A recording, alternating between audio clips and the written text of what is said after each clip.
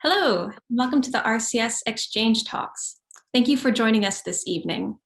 My name is Ellen Gira, a second-year PhD student, and I'll be chairing this talk. Our speaker this evening is Dr. Josh Dickson, who is head of traditional music at the RCS. After studying Scottish Gaelic at the University of Aberdeen, he undertook doctoral research in the history of the piping tradition of the Outer Hebrides at the School of Scottish Studies, University of Edinburgh. Having performed and taught in the Gaelic music scene, he published a groundbreaking anthology of piping studies, the Highland Bagpipe Music History Tradition. He has also brought to light the role of women in the inheritance of traditional Gaelic cantora in Hebridean life via the journal Scottish Studies and Review of Scottish Culture. Tonight's BSL interpreter is Yvonne Strain. Her video will be visible on the right-hand side of the screen. You can scale that screen up by hovering over the video and using the arrow. Tonight's closed captioner is Ailish Murray. The link to access the closed captions is in the chat box. Tonight's talk will be followed by a Q&A session that will last approximately 15 minutes. If you would like to ask a question, please write it in the Q&A section, which you can find at the bottom of the screen. You can upload questions that you find particularly interesting, and I will do my best to get to them. For the duration of this webinar, participants' cameras and microphones will be turned off. If you would like to tweet about tonight's event, please do so to @RCS The Exchange. A full list of next term's exchange talks can be found in the link that has just been put in the chat. And with that, I'll hand it over to Josh. Hello there, thank you very much. Right, thank you, Ellen, and thank you everybody for coming along tonight. I'd like to start by just, I suppose, talking rather informally about the origins of this. I mean, this talk is very much a personal exploration of Pibroch performance styles basis in Gaelic song, and as such, I'll be honest and say that it's very derivative of the work of Allan MacDonald in the 1990s, and that's deliberate.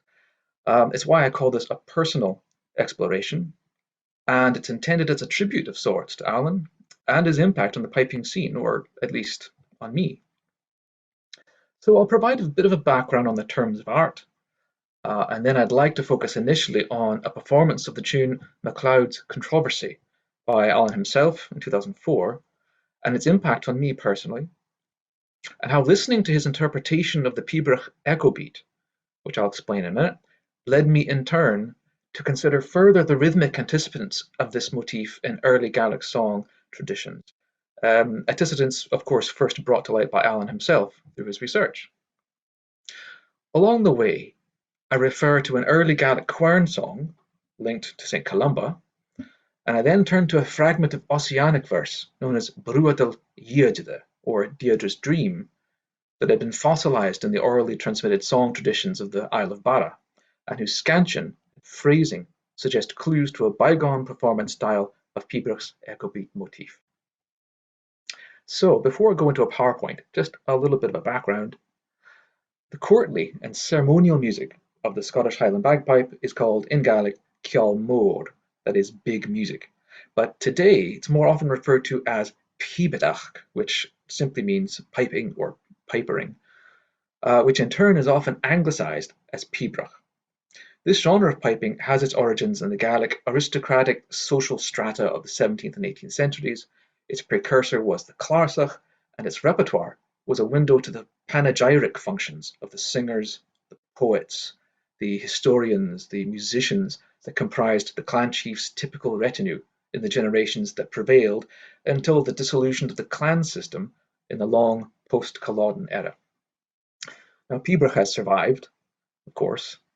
Whether it has flourished, however, has been the stuff of debate for over a century. In one sense, it indisputably has. There are today more exponents of Pibroch around the world than has likely ever been the case, and performing at a higher standard of sound production. But while printed and oral historical evidence suggests that Pibroch was once open to considerable stylistic variation amongst the highly skilled class of musicians, performance style became much more standardized over the course of the 20th century as a natural consequence of the rise of competition as Pibroch's primary social setting and as a mechanism for conservation and perpetuation. So although its best exponents have remained very highly skilled tradition bearers and interpreters, the traditional parameters within which stylistic variation amongst individuals is permitted have become extremely narrow. So the celebrated piper and composer and scholar Allan MacDonald examined this narrowing of traditional variability in Pibroch through his 1995 M.Lit thesis on the relationship between Pibroch and Gaelic song. These two idioms were intimately related in the cultural and social milieu of the Gaelic Highlands and Islands in the 17th and 18th centuries. So on the premise that style and interpretation of song has been much more faithfully preserved than that of Pibroch since earlier times, Allan therefore argued that a more idiomatic knowledge of Gaelic song rhythms can enrich our understanding of how Pibroch may once have been performed in a largely monoglot Gaelic world. He identified a range of rhythmic and ornamental motifs characteristic to the Pibroch ùrlar, that is, the theme upon which variations are then layered. It's literally the word ground in Gaelic. And showed how their interpretation through the lens of cognate motifs in Gaelic song can produce a much wider stylistic palette to today's exponent of Pibroch. On the whole, his thesis argued for shifting the performer's basis of interpretation away from early 20th century scores and the body of orally transmitted teaching that's accumulated around them at that time, and instead to the rhythms, the scansions, the tempi of a range of songs traditionally associated with the Pibroch repertoire, often referred to as Pibroch songs.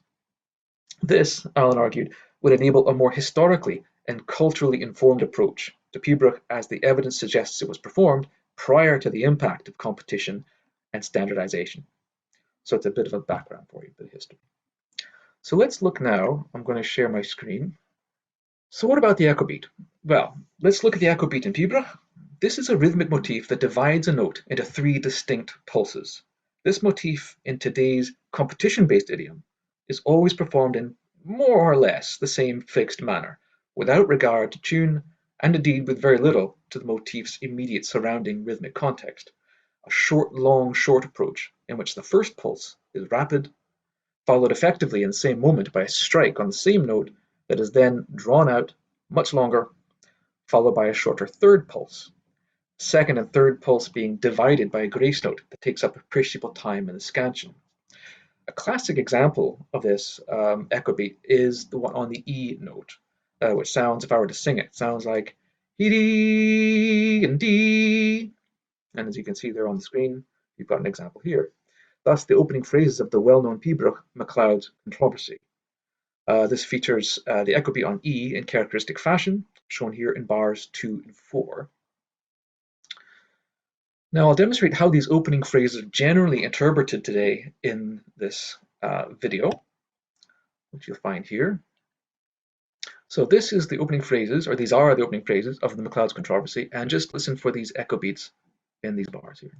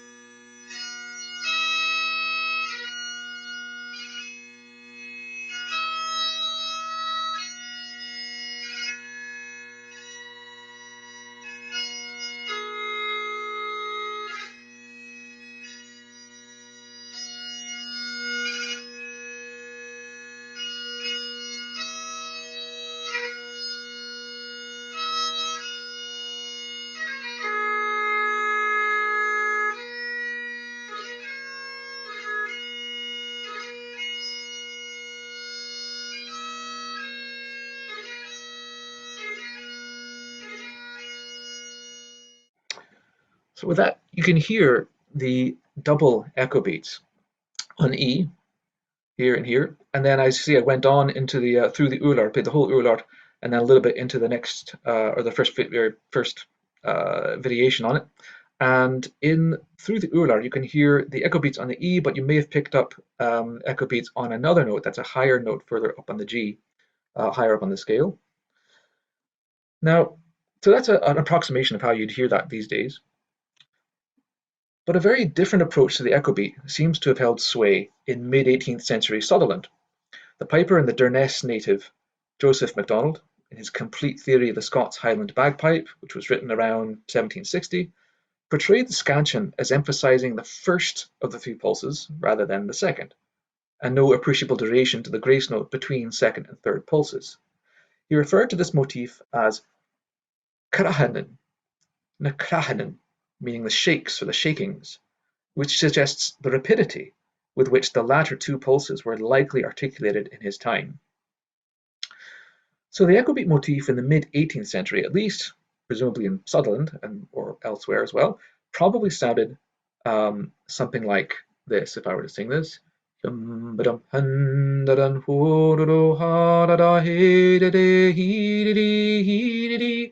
so on.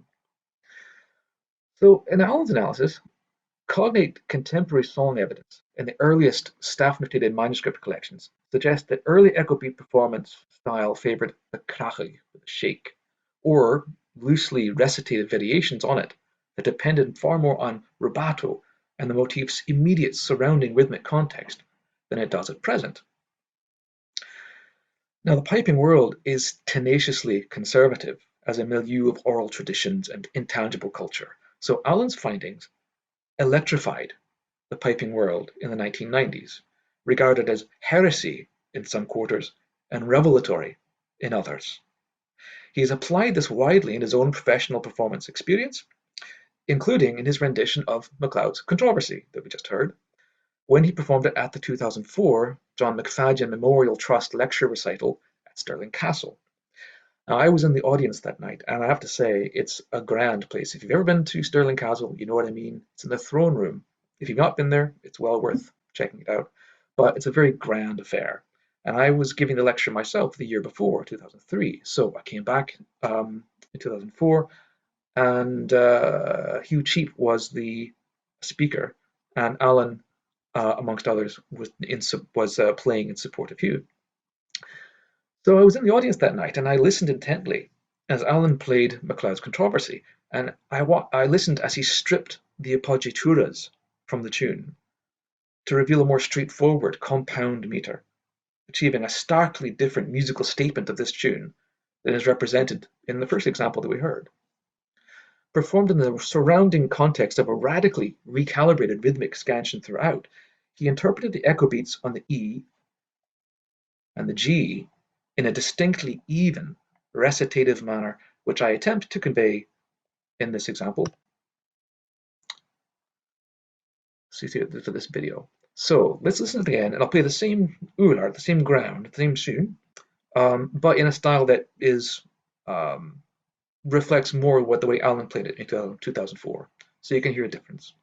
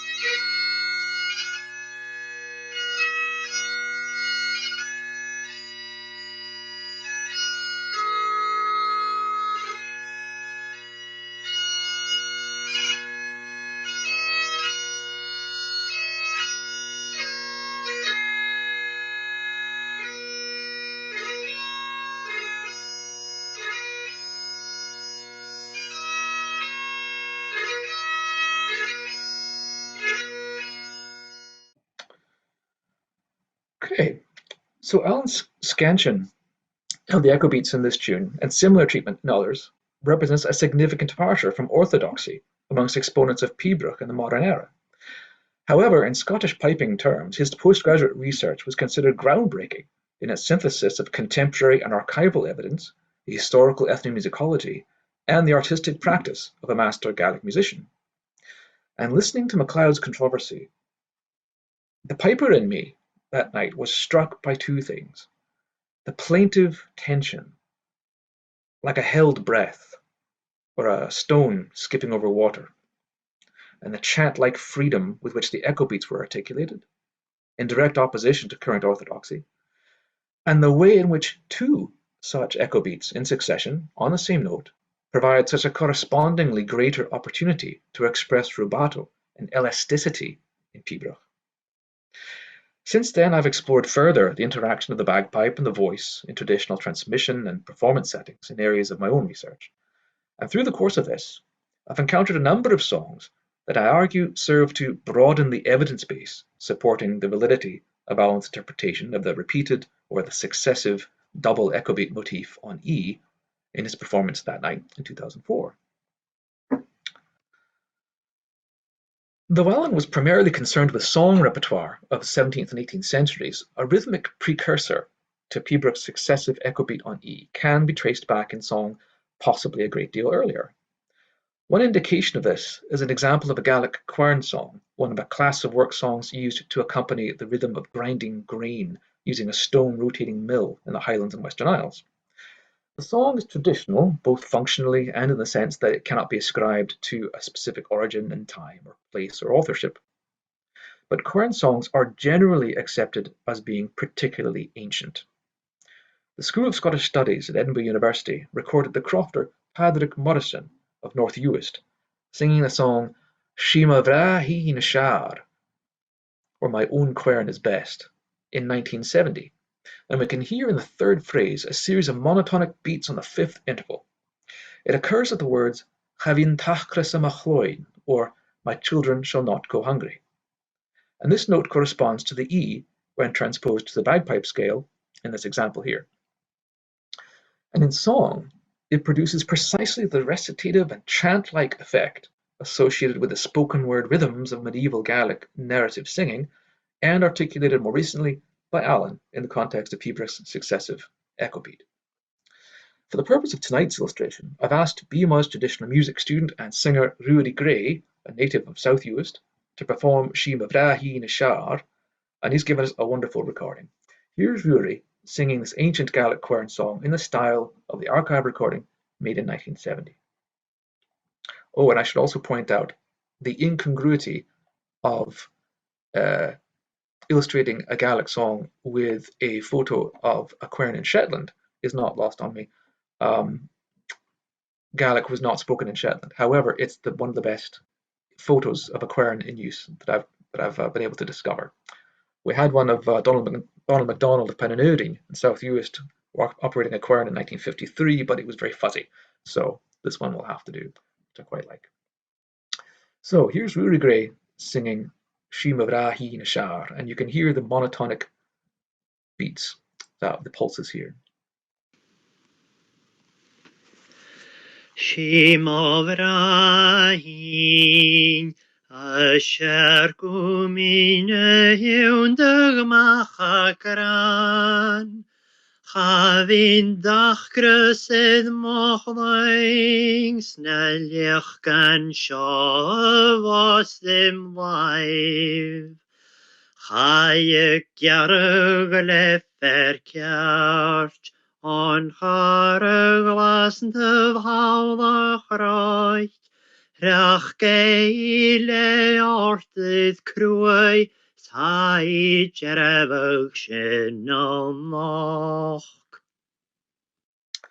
Okay, so you can hear the monotonic beats there, the fifth interval, what would be the E in the bagpipe scale. Parenthetically, I couldn't pass up this opportunity to recall a beguiling speculation by Scottish music historian and composer John Purser that links the rhythm and the metre of this quern song to the singing of the early Celtic Latin church. How, you might ask? Well, it isn't a real link, It's just conjectural. But it's a useful one. It's a useful illustration of using clues within living memory to fill gaps in our knowledge of very early music. It's a bit like in Jurassic Park, where they take dinosaur DNA and they fill the gaps with frog DNA. So a bit like that, I suppose. Music historians have often referred to the oral tradition that Columba, the 6th century evangelist and saint, composed his famous Abecedarian Hiberno-Latin hymn Altus Prosator whilst penitentially grinding a quern on Iona in the Western Isles. So, who was St Columba? Well, Columba arrived in Iona around 563 and founded his abbey there, having been banished from Ireland by the High King for his role in causing a rather violent event. That's another story entirely, but in short, as a 6th century Irish priest, he was the great-great-grandson of Niall of the Nine Hostages, and he copied a book belonging to his teacher without permission. So it's a copyright infringement, maybe even the world's first. Purser himself, I think, made that comment once and refused to hand back the copy. So the High King is reported to have said, to every cow its calf and to every book its copy, because of course in books at those point were bound in vellum or calfskin. So a battle ensued between the supporters of Columba and supporters of his teacher, and there was death and mayhem everywhere, as you can imagine. For his role in this, in causing this, I suppose, or by association, Columba was banished to Dalriata, which was essentially the Irish colony, or rather Scottish colony, as the Irish were called Scots by the Romans at that point, and they had established a colony to the Dalriata kingdom in Argyllshire. And so Columba was banished to Iona near Dalriata with 12 companions, and he founded a monastery there in 563. Iona, of course, was central to the spread of knowledge, literacy, and artistic skills across Western Europe, and led directly to the spread of English Christianity, including the founding of Lindisfarne. So it's a very important place, and Columba is very important in that respect, of course, as well. But Altus Prosator, if indeed composed by him in Iona, gives an insight into his state of mind as he reflected on his lot in life. Altus Prosator spoke of penitence and judgment and all the most essential information about the world as an early medieval Christian saw it. We have no definitive evidence of the original rhythm and melody of this hymn, but could Altus Prosator indeed have been composed to the grinding of a quern in Columba's abbey? Well, based on a setting found in the Inchcombe Antiphona, that's a manuscript of Latin plain chant dedicated to Columba by the 12th century Augustinian monks of Inchcombe Abbey, John Purser that is, found the hymn's octosyllabic structure so similar to that of quern song rhythms that he arranged for it to be sung to the tune of Shimavrahi Nishar. And this was done for Purser's groundbreaking BBC radio series Scotland's Music in 1992, and lo and behold, it matched almost perfectly. Now it's pure conjecture, but it makes us think, and it makes for wonderful music. So to recreate this arrangement, Emma's opera student Tiziano Martini has very kindly agreed to perform the first half of each of the first 3 verses. Just as in Shimavra, we see and hear plaintively repeating strain in the 3rd phrase of each verse, presaging Allan's recitative approach to successive echo beats in Pibroch, as you can see here from this example. So here's Tiziano performing the first few verses of Altus Prosator. Altus prosator vetus tus, ierum et ingenitus, erat absque origine, primordi et crepidine, eset erit in saecula, saeculorum infinita, cui est unigenitus, Christus et Sanctus Spiritus. Bonus creavit angelos, ordines et archangelos, principatum accedium, potestatum virtutium, ut in ones et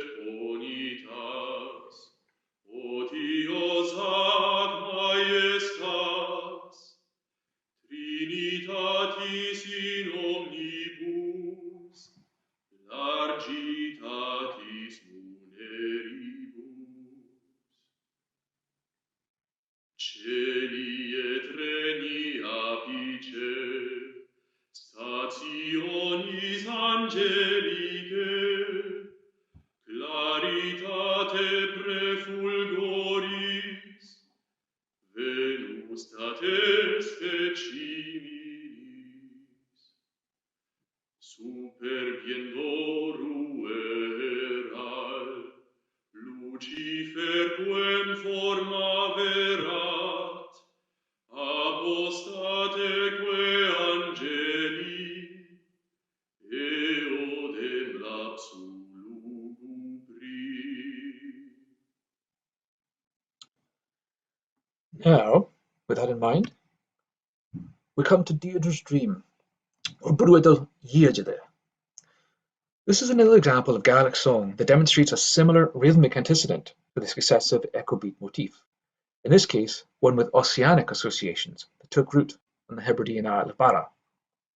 On 16 March 1867, Barra crofter John MacLeod, known as Ian Down or Brown-haired John, was paid a visit at his home in the township of Bualan and Pibroch by folklorist Alexander Carmichael in search of songs, poems, incantations, prayers, proverbs native to the island.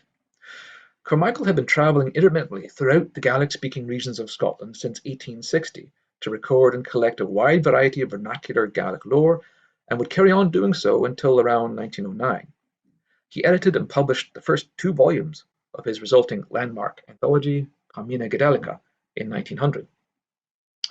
MacLeod, by 1867, he was a man of 83 years, recited from memory the well-known Gaelic tale Deirdre, which formed part of the Scoto-Irish pre-Christian cycle of Ossianic narrative that was embellished, embroidered, and popularised by James Macpherson in the 1760s. As a Celtic precursor somewhat to Romeo and Juliet in some ways, Deirdre told the story of the protagonist's doomed love for the young warrior Nuishe, leading ultimately to the death of them both. Carmichael transcribed the tale at MacLeod's dictation, including a vignette entitled Bruadal Dheirdre, or Deirdre's Dream, in which the young woman recounts a prophetic and nightmarish vision to her placating lover. The words in translation are haunting enough, and in the ancient Celtic worldview they reflect the symbolic importance placed on the number 3. There appeared 3 white doves, with 3 mouthfuls of honey, cries Deirdre. And O Nuishe, son of Uisne, illuminate for me the darkness of my tale.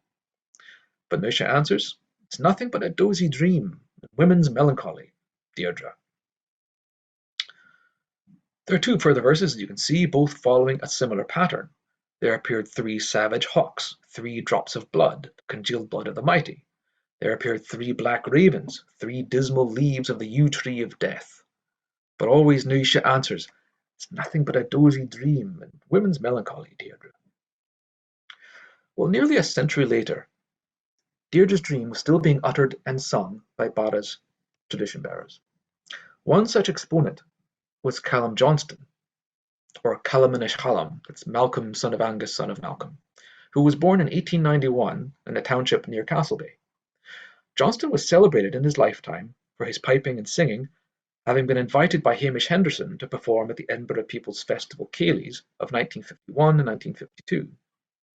He went on to record a wealth of folklore, songs, counterach, pipe tunes, predominantly Pibroch, for the sound archives of Edinburgh University's School of Scottish Studies. He died suddenly in Barra in 1972, ironically enough, whilst piping at the funeral of author Sir Compton Mackenzie. In 1964, in the school's then state-of-the-art basement recording studio, Johnston sang a version, which his interpreters acknowledged was a variant of Bruadal Dheirdre, and they called it Chunachas na Trí, meaning there appeared 3, or 3 were seen, sung in 1964. In 1867, Carmichael hadn't transcribed in his notes any melody to the verses dictated by Ian Down. It's possible that he sang rather than recited them. However, in 1964, Johnston doubted these verses and their refrain were sung traditionally in early times. He and the researchers rather proposed that the verses had been put to music locally sometime during or following the popularization of Ossianic literature in the latter 18th to early 19th centuries. Whatever the case, there is no known earlier example of the melody to this song on record prior to Johnston's first recording of it in conversation with Dr. John McInnes in 1953. He had learned the words and melody from his sister, Annie Johnston, that is, Aunach in St Columba, who in turn had learned them from a neighbour, Ben in St Vód, which means the wife of Big Angus. Let's listen now to Rory Gray again, who's kindly recorded a performance of this song for us this evening. So this is Hunnachus na Trí, where there appeared three, or three were seen, in the style of the archive recording made by Callum Johnston.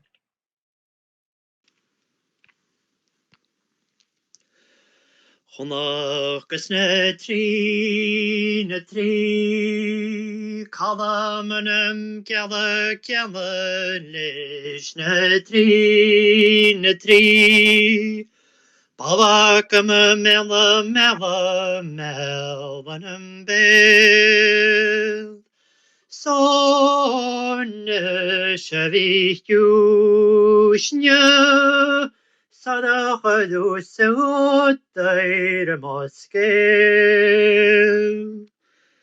Hanjelau nach Bruadal prav, Eslient ovra, a year de magen.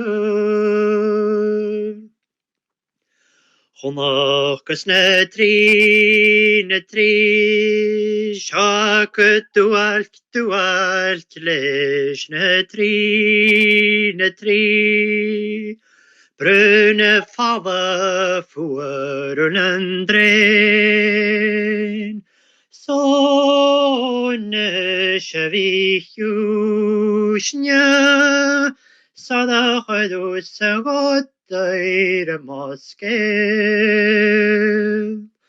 Hanjelau nach Bruadal prav, Eslient ovra, de magen. Hunnachus na trí, Fiochet dua leis na trí, Duljaket duach krauniu with a net, Sonne shavihushnya, Sadachadu sagotair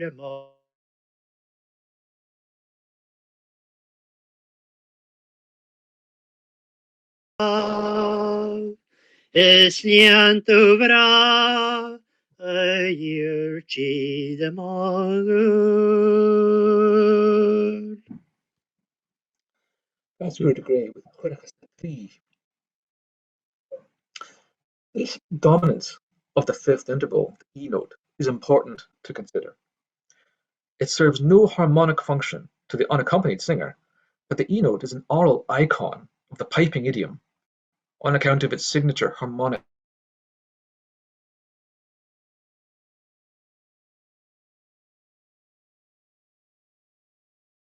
tradition amongst singers in Barra, up to and including Callum Johnston's generation. This is attested to by the repeating for musical effect, the echoing, as it were, of the words na trí, giala, miala, dualk, and dua in other verses, and by the fact that whereas John MacLeod in 1867 ended each refrain simply with a Deirdre, meaning Deirdre, Johnston's ended with a Deirdre Bruadal, meaning my love, as a term of endearment in the vocative tense. Johnston's melody, sung for us by Rory, suggests that adding Bruadal was a device for ensuring that the last word in each refrain was anchored in pitch to the fifth interval in the scale, the E in piping, which maintains the note's dominance in the melody, first established by the plaintive and the onomatopoeic, na trí. So much, in fact, did Johnston's rendition reflect the melodic and rhythmic hallmarks of the bagpipe, that the song, or the fragment, was classified as a Pibroch song, one of that class of Gaelic songs bearing melodic, structural, and historical links to Pibroch, either in the abstract, as in this case, or to specific cognate tunes in the Pibroch repertoire. In addition to the anchoring of each verse and refrain to the fifth interval, the strongest melodic hallmarks of this song's links to Pibroch are the series of 6 repeated monotonic beats on E, as you're seeing here, in the second and fourth phrases, in alignment with the number of syllables contained in the words. Kalamana gyala, balakamamyala. And the series of 3 beats on high G in the 6th phrase, that's here, sarachar, sarachar. And the series of 3 beats on the low A here, hanyalaun, hanyalaun no bruad. So hanyalaun, there's the three beats. These motifs in Bruadal Dheirdre exemplify the recitative rhythms of Gaelic narrative singing, and more specifically, in them we see an antecedent, the Pibroch echo beat patterns in both the single motif, that is 3 pulses, and the successive motif of 6 pulses. A final way of demonstrating how Bruadal Dheirdre demonstrates the basis of the Pibroch echo beat motif in the syllabic rhythms of Gaelic song is to consider a reverse engineering of Allan MacDonald's own case study performance process. In other words, just as MacDonald began with a pibroch in its conventional, competition-based style and stripped it of its latter-day ornamental accoutrement to reveal more clearly its melodic and rhythmic relationship with cognate songs, it may be revealing to imagine the process the other way around. There's no known tune in the extant pibroch repertoire that is cognate to Bruadal Dheirdre. But what if there was? What would it sound like? What would Bruadal Dheirdre have sounded like if a cognate pibroch had existed and this in turn had survived the transgenerational process of adaptation and arrangement to feature in today's conventional canon, played in today's mainstream style? Well, it's a conjectural exercise, but by demonstrating how the song could have existed as a pibroch ùrlar, or initial theme in today's terms, it becomes clearer how the song's monotonic patterns, which we heard being sung by Ruari, lend themselves effortlessly to the echo beat motif as it is understood and performed today. I've taken the melody to these verses as sung by Ruari and transposed it to the bagpipe scale and the idiomatic cuttings and other pipe ornamentation.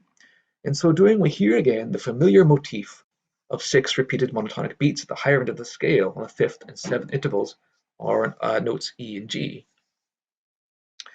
So first of all, let's hear a bagpipe rendition of the song as Ruari sang. So here's a kind of bagpipe instrumental version of what we just heard. Not this, but this is just an instrumental version of the song.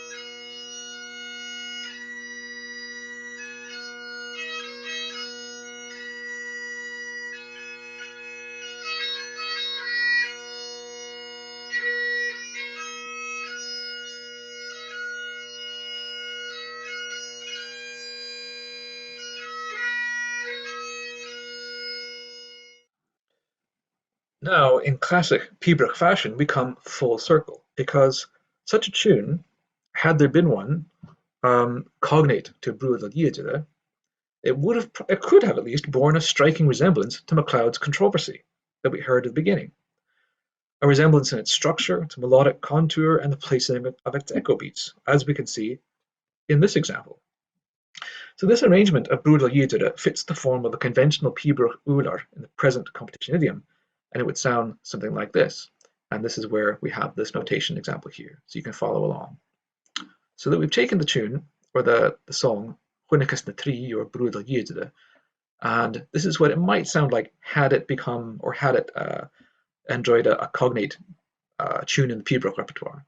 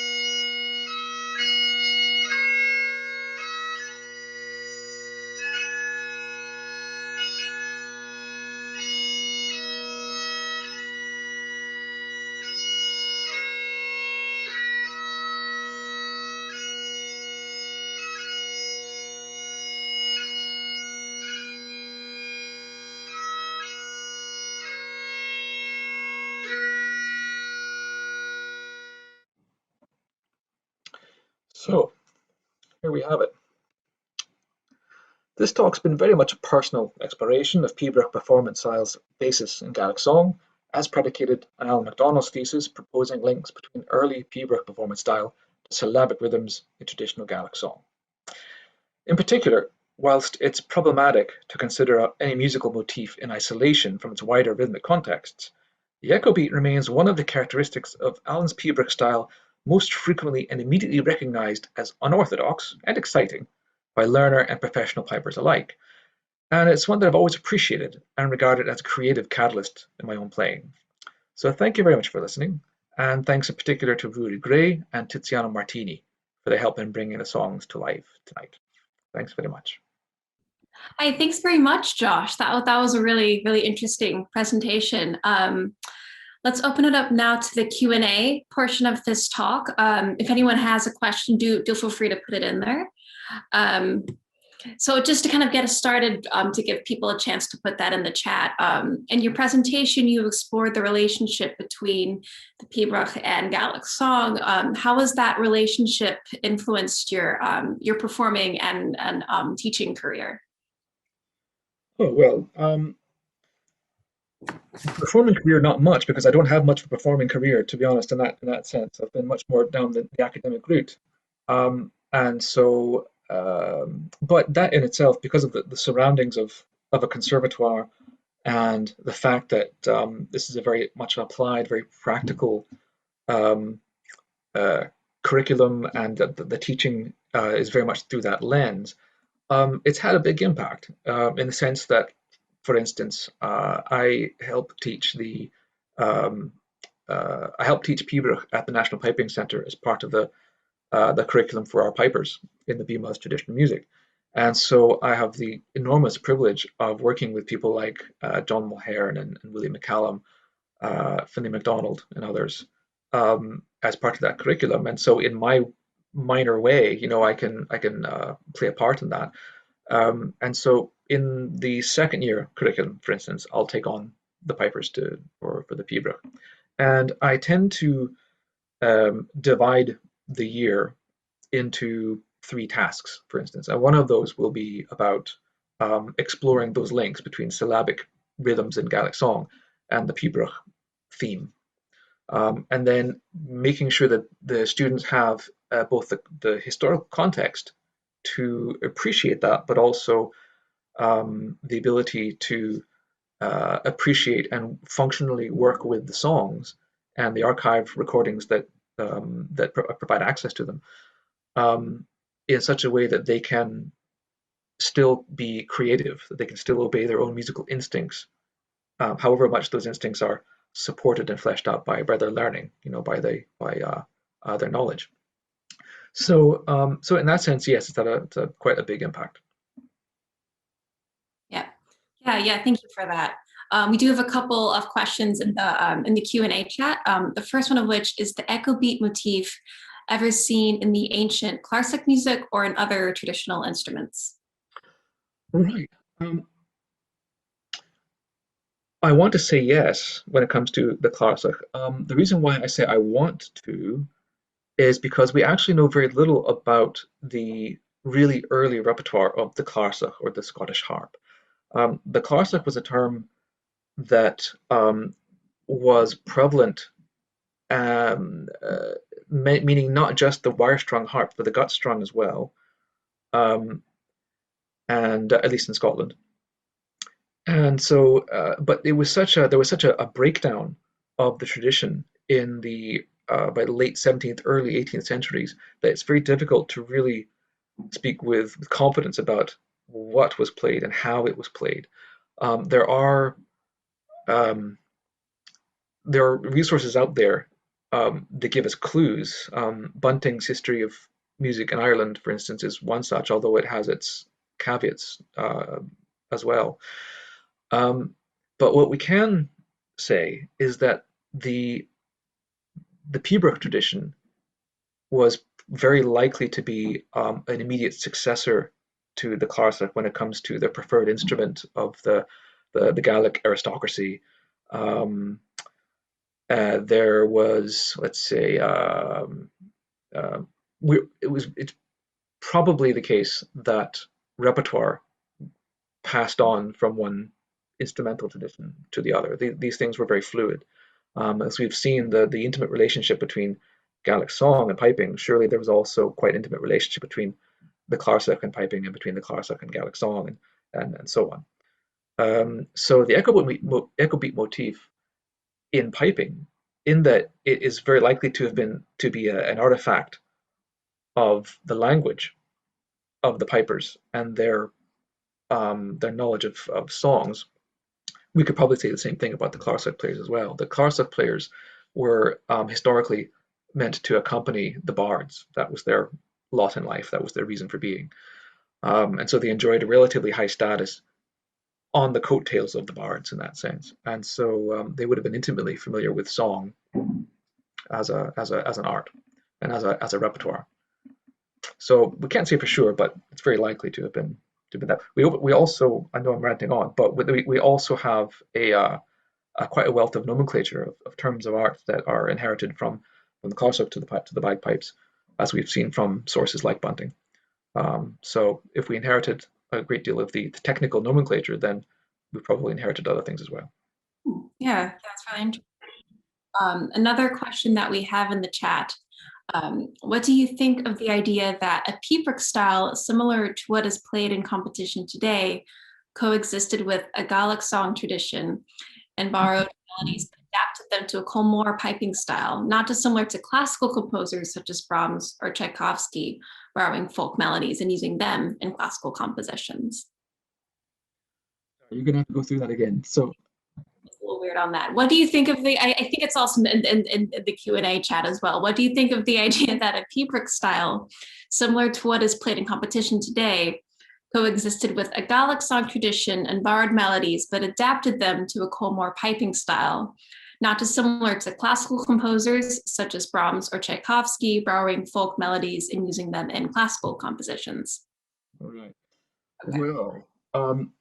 Well, piping competition is relatively modern. I say relatively because although competition itself in Highland tradition is timeless, um, and so competitiveness is timeless. You know, in the Highlands as well as anywhere else.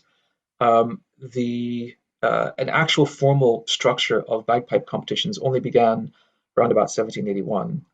Um, the A formal structure of competitions in Gaelic song is much more recent still. It's only been, I think, in the 1870s to 1890s that the mod began, and that in itself has links to the revival of the Scottish harp at that time. Um, so my point is, competition has had its own effect on the bagpipe. and as well as on Gaelic song. So one of the effects is, as you can imagine, standardization. In many cases, whether it's piboch, which is light music, or quern, which is Pibroch, it has resulted in, to some extent, a slowing down, a stretching of tempi in order to accommodate greater and more denser ornamentation to befit the demands of competition. So standardization, development of ornamentation, stretching out, and again, if you could be charitable or you could be damning in a sense. You could call the stretching out and the slowing down literally of piping. You could call that a wonderful development because it involved it accompanied the enrichment of ornamentation and a greater technical, ever higher technical level of skill. Or you could refer to it as a heresy and a travesty if you're of a certain ilk. So so competition has had this effect of standardization, um, a, a decrease in tempi, whether in both in light music and in Pibroch, and that nature abhors a vacuum, so there had to have been something to fill that space, and that's things like the cadences, the cadential ornamentation, the expressiveness that we hear in today's Pibroch. So I don't know if Gaelic song and Pibroch as competitive idioms as they are today, piping more so than Gaelic song. I don't know if they've had a direct impact on each other, but certainly since the 1890s, at least, if not earlier, the that Victorian spirit of spit and polish, the spirit of preservation through competition, has led to a certain standardization. And so ultimately, I'm sure there will have been an effect. Each will have had an effect on the other, but as they become more stratified and become their own art forms, then they have less and less impact on each other. Yeah, interesting. We have another question just in the chat itself. Has there ever been an echo beat on C on the bagpipes? Oh, now that is a really good question, because there are certain tunes in the Pibroch repertoire where you could get the idea that there are certain ideas, certain things that have become fossilized in the melody that we play today, which really give this tantalizing glimpse into performance practice of the past. So, for instance, as the questioner probably noted, in the page on Nakrahanan, the shakes in Joseph MacDonald's treatise of 1760, he goes through the whole scale from the bottom G to the high A, and an echo beat on each, and lo and behold, there's one on C. Now, this is significant only because, for non-pipers to understand, because there is no echo beat on C in today's piping world. It just doesn't exist. Why would that be the case? There's no particular reason why that would be the case. But occasionally, in today's extant repertoire, you can see little glimpses of where one might have existed in the past. So Joseph MacDonald's treatise is one clue that says, well, it must have. Well, 95% must have, unless Joseph was just being pedantic and putting it up the scale, just for the sake of it. But if you look at a tune like Donald Gurumach's March, which you can find in plenty of sources like the Kilberry Book of Kilmore with Pibroch Society and so on, there will be in the opening phrase a C followed by a grip, which I don't have my practice chanter here, but it sounds like ha bra, ha bra, ha bra. Now, in the overall rhythmic context of that phrase, you could easily see that as kind of an archaic or a fossilized remnant of what could have been an echo beat on C, ha da da, in this early style. So sometimes these things are hiding in plain sight. So I advise checking out Donald Gurumach's March. That could be in the Kilberry Book or kielshan.net or altpibroch.com, and they'll see them. Yeah, really interesting. Let's see, I'm not sure. I know we had someone raise their hand during this. Perhaps they have a question they'd like to ask. I'm not quite sure how to go about this. Yeah. Let's see. We just have a few more minutes left. We might have time for one more question if someone would like to pose something. He said no, the hand raise was a mistake. Okay. Well, if we don't have any more questions, we can go ahead and wrap up. But thank you so much for a great talk, Josh. This has been really, we just got a last minute question that we can maybe do just in the last few minutes. Okay. What are your thoughts on today's more contemporary composition style where the Pibroch melody is not based on Gaelic song? And would you adapt to your own preferences? Yeah. I think there's everything positive and good to say about a culture that is really a modern sort of contemporary culture that is vibrant and creative, particularly when it's done knowledgeably with an idea of an eye toward the past, toward an extant body of repertoire and the traditions that kind of accumulate around it, like limpets on the rock. And there's an idea that in a way, it's the only way the tradition can go forward in a healthy way is to be creative, to follow one's own musical instincts. If one assumes that those musical instincts are honed by a knowledge of the tradition, a knowledge of the past, and an excellent technique, and so on, as well as a wide variety of inspirations. So yes, I think it's a great thing. There's a particularly, I'm just thinking back over the last 2 or 3 years of our graduates in the BMOS traditional music.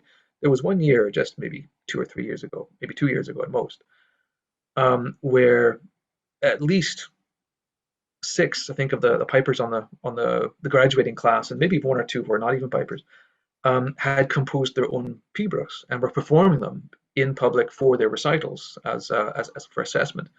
And it seemed like just a blooming of creativity, but one that was knowledgeable and that appreciated, or that was done in appreciation of the tradition, and that was going forward in a very healthy way. I should also point out that not all pibroch has been composed based on a song.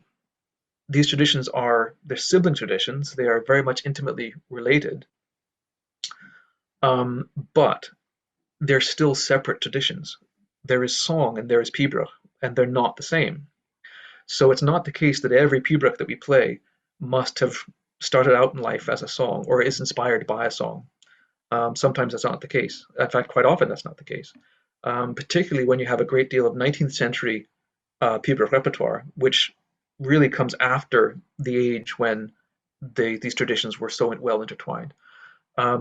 When bagpipe or pibroch composition became a little bit more detached from its roots.